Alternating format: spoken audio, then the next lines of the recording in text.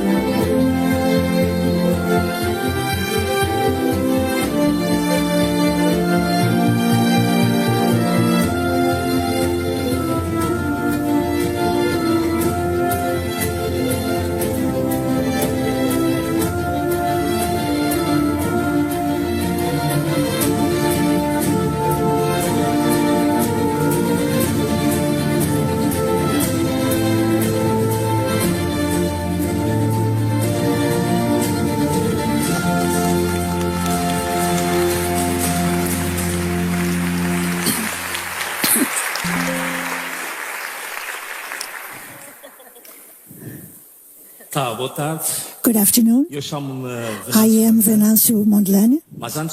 But before I start my presentation, I'd like to direct a very special thanks, because for my country, Mozambique, this is a historic moment. What's going to happen today?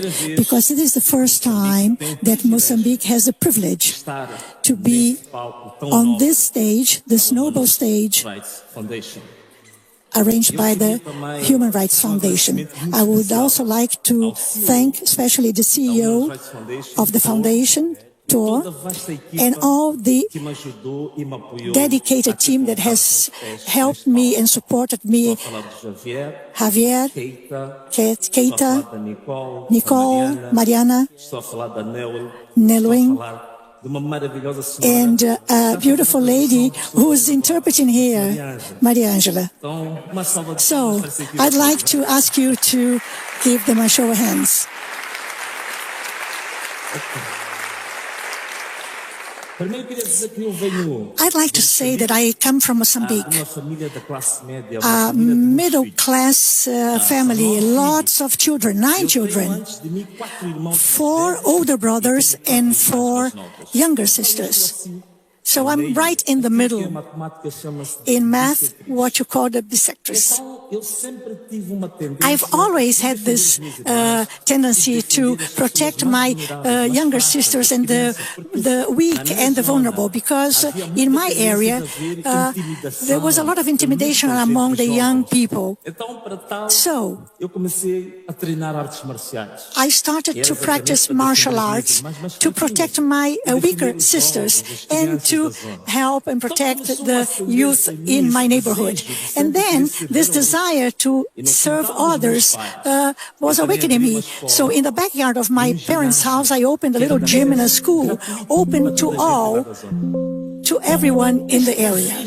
This burning desire to defend people, to protect the weak, it was something that grew inside me. And then I became a TV commentator. And I started to denounce corruption, injustices in the country. But at one point, I felt that was not enough. I was a very well-known commentator in the country, but I felt that I needed to do something more. So I stood for local elections. And then later, about 12 years ago, 2013, I come into the active political life. 2 years later, I became a representative of Parliament, National Parliament. So I used the Parliament's floor to denounce injustices, to denounce scandal after scandal by the government. And this is why, still in Parliament, I became the first and the single voice in opposition that was a member of the inquiry committee that investigated the largest financial scandal of the history of the country, which was worldwide known as the hidden debt scandal. I knew this was risky, very risky, but I was not born to be silent. So in 2024, last year, I see that a movement is growing very strong in the country, struggling for structural and definite changes in the country. So I wanted to join that movement, and I ran for the presidency of Mozambique. It was a gigantic leap, but I won the elections. So it was a landslide. It was just like a rolling force over the country. But the regime that has been installed for 50 years continue doing what they've always done. Steal votes, manipulate the results, and replace truth with lies and try to manipulate the truth. And they attacked civilians and impose themselves by the force of arms. So this is what happened in 2024. Before that, and I must say that this is something that has happened over the last 30 years, because the regime in the country dominates both the electoral system and the justice system. So they work for the party, not for the nation. But we didn't sit still. We were preparing the challenge of the decision to the highest level of the justice system. And while we prepared our appeal and the challenge of the decision, something very tragic happened. I was at home, sitting at the dinner table, looking at the messages in my phone, and instructing my team about my political project. And suddenly I heard shots, loud shots, gunshots, as if there were gangs shooting at each other outside. I asked my wife, "Did you hear that?" But then I didn't pay attention to that any longer. 1 hour later, though, I received a phone call, and this phone call changed completely my life. But I think also it changed the history of my country completely. In this phone call, I learned that my personal lawyer who was also my national representative, together with a supporter of the party that supported my candidacy, were caught in an ambush in their car, and 25 shots were directed to them. They died instantly.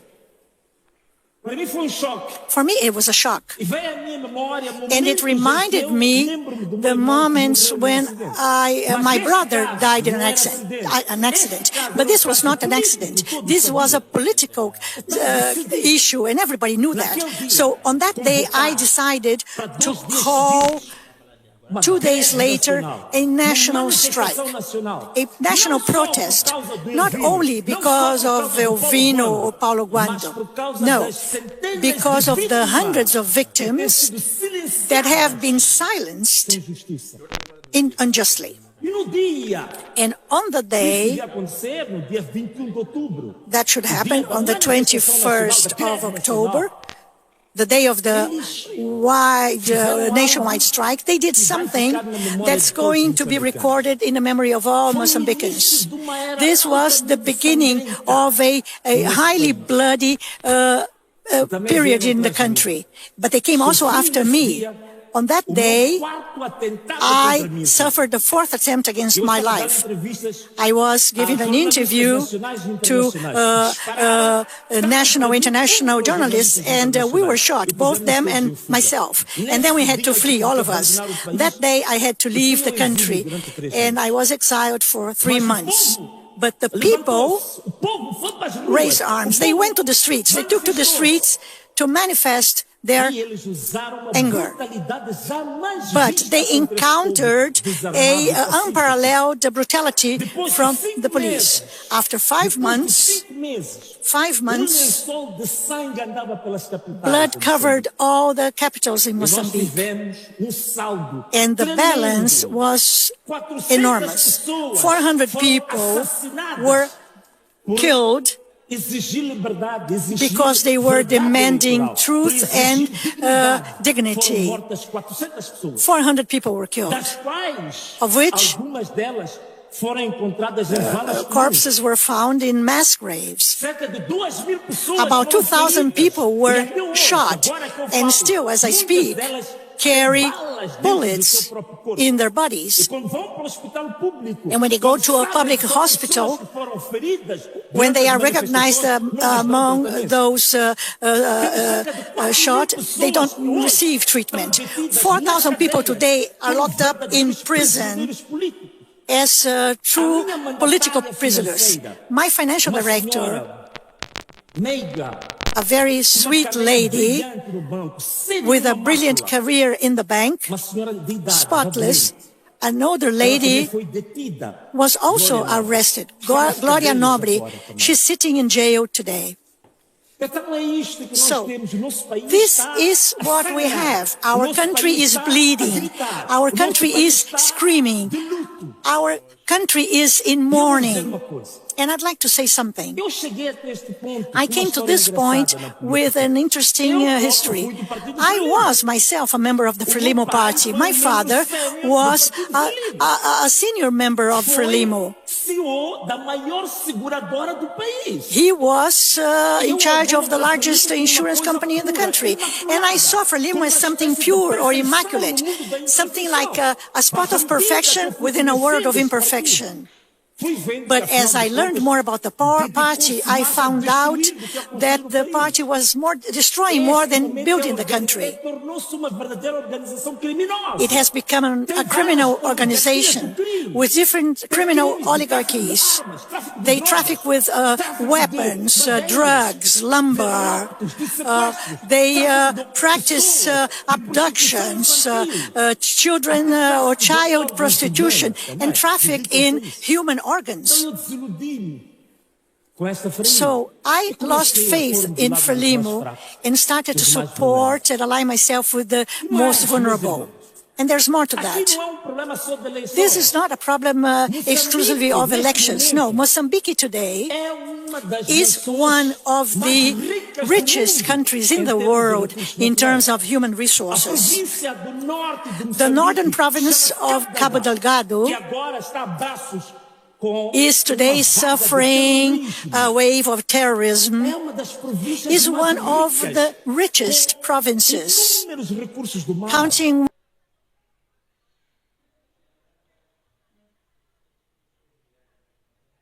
with marine resources, graphite, gold, diamonds, gas, oil, unending resources. Of the 15 rare earths in the world, we have 9 reserves, reserves of 9 of them. But ironically, it is the most miserable and poor province in the country. So, friends, the question is, did I come to you to describe this tragedy alone? Did I come here to report the misery that affects my country? No. I also came here to say that Mozambique needs your help. Mozambique needs your help of all of you here. We need to have a country that abides by human rights, a country that's more transparent in the management of resources. We need a country that is truly democratic. We need a country that can recover the genuine principles of democracy. But we also, in private terms now, I am putting together a new political party called ANAMALALA. We are waiting for the government's authorization of the party so that we can start functioning. But we need also your help in the creation of the party, because so far it is the single voice in Mozambique that still resists against this oppressive system that takes care of justice, the press, and the opposition parties. So this project is a project of hope. It's the ANAMALALA project. This is the hope we want to carry. But I know that many of you want to applaud me. But before you do that, I'd like to plead with you to this magnificent public here. I'm going to try to speak English now.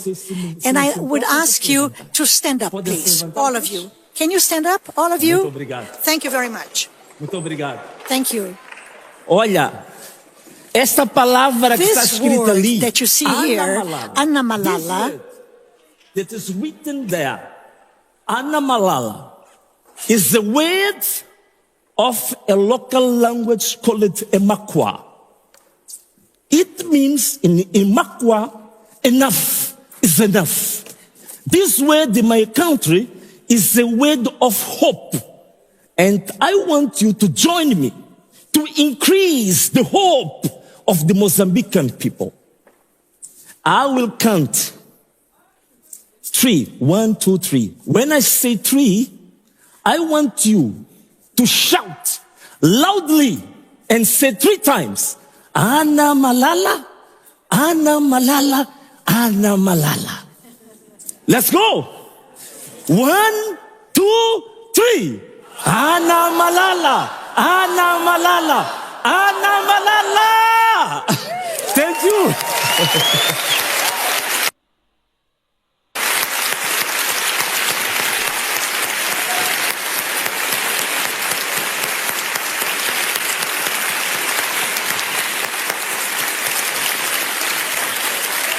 Forte abraço, beijo e tchau! I want to embrace all of you and say goodbye.